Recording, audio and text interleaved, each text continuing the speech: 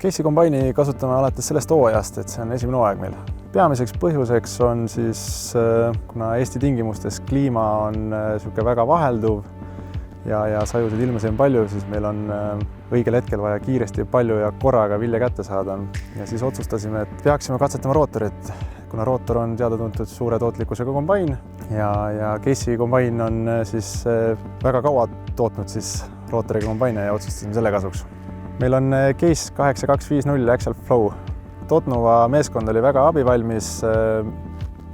Tootejuht aitas selgitada töö põhimõtteid. Müügiesindaja oli igati abivalmis, andis meile kogu aeg informatsiooni juurde, kui meil tekkis küsimusi, saatis erinevaid faile, linke, kus me saaks asjaga tutvuda ja enne ostu oli meil masin otsast lõpuni selgeks tehtud. Erinevused on eelmiste kombainidega väga suured, kuna see kombain on siis rootorkombain ja eelmised olid väiksemad klahvkombainid. Sellel kombainil on veel selline hea abivahend nagu Harvest Command, mis seadistab ennast ise vastavalt siis vajadusele, milline on tera kvaliteet, palju kaod on, et hoiab enda maksimaalset kiirust.